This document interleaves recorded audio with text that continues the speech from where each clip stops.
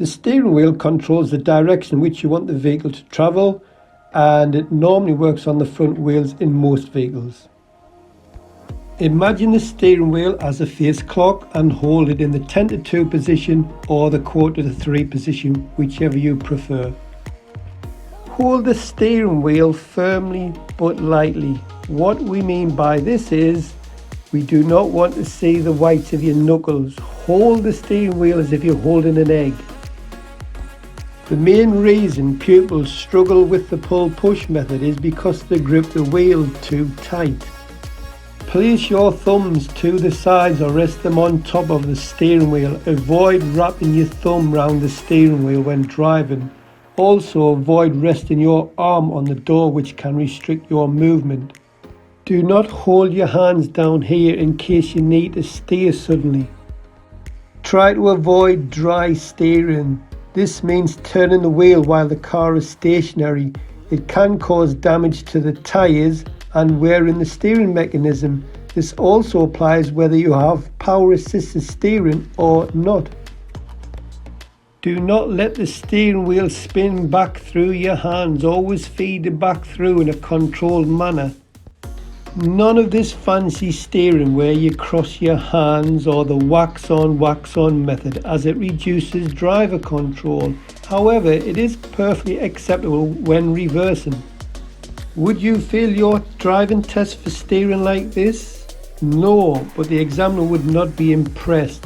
Your steering is judged on accuracy and smoothness, so it's better to use 2 hands. The preferred method for turning the steering wheel is the pull-push method. If you were turning left, you'd pull down with the left hand and slide down with the right hand. When you come to straighten up, you'd push back up with the left hand and slide the right hand back up where both hands are on the wheel. Emerging right out of a junction, you would pull down with your right hand, then slide your left hand down at the same time. Then you'd push up with your left hand and slide the right hand up. To straighten up, you'd pull down with your left hand and slide down with your right hand. You'd push your right hand back up and slide back up with your left.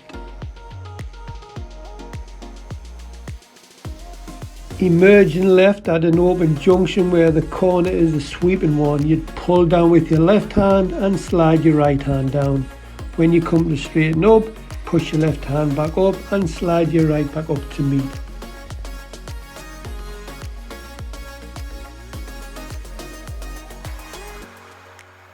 Turning left major to minor on a sweeping corner, you'd pull down with your left hand and slide the right hand down.